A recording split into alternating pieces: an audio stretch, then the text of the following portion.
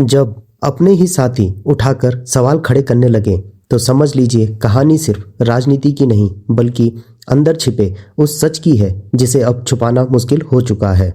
दिल्ली की राजनीति में एक बड़ा झटका तब देखने को मिला जब आम आदमी पार्टी के एक वरिष्ठ राज्यसभा सांसद जो कभी अरविंद केजरीवाल के बेहद करीबी माने जाते थे अचानक पार्टी छोड़कर भारतीय जनता पार्टी में शामिल हो गए। यह सिर्फ एक साधारण राजनीतिक दल बदल नहीं था बल्कि इसके पीछे जो वजह सामने आई उसने पूरे राजनीतिक माहौल को हिला दिया। सांसद ने खुलकर आरोप लगाया कि आम आदमी पार्टी के अंदर टॉक्सिक वर्क कल्चर यानी जहरीला कार्य वातावरण अब असहनीय हो चुका था। उनके मुताबिक पार्टी के भीतर लोकतंत्र की जगह धीरे धीरे एक तरह के केंद्रीकृत सत्ता ने ले ली थी जहां फैसले कुछ चुनिंदा लोगों तक सीमित हो गए थे और बाकी नेताओं की आवाज दबा दी जाती थी।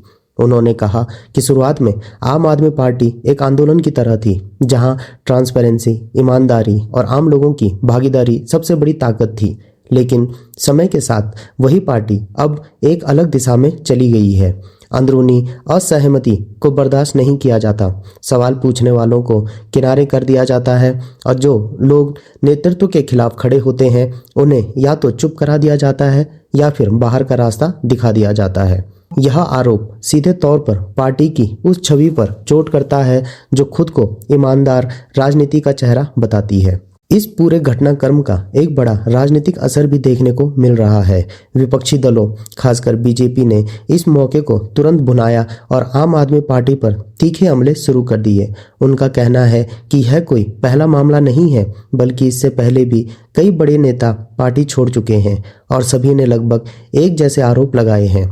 अंदरूनी लोकतंत्र की कमी, नेतृत्व का अहंकार और काम करने का दबाव। बीजेपी ने इसे आम आदमी पार्टी के असली चेहरे का खुलासा बताया है। वहीं आम आदमी पार्टी की तरफ से इन आरोपों को सिरे से खारिज किया गया। पार्टी नेताओं का कहना है कि यह सब राजनीतिक साजिश का हिस्सा है और चुनाव के नजदीक आते ही इस तरह के आरोप लगाना कोई नई बात नहीं है। उन्होंने यह भी कहा है कि जो लोग पार्टी छोड़कर गए हैं वे व्यक्तिगत महत्वाकांक्षा या दबाव में ऐसा कर रहे हैं और उनका पार्टी की विचारधारा से कोई लेना देना नहीं रह गया है। लेकिन सवाल यही उठता है कि अगर बार बार एक ही तरह के आरोप सामने आ रहे हैं तो क्या इसमें कुछ सच्चाई हो सकती है?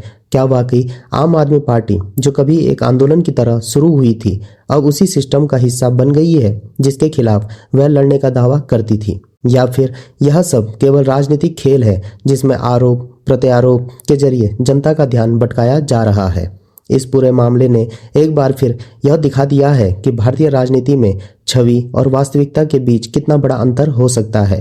जहां एक तरफ नेता जनता के सामने आदर्शों की बात करते हैं वहीं अंदरूनी स्तर पर कई बार हालात बिल्कुल अलग होते हैं।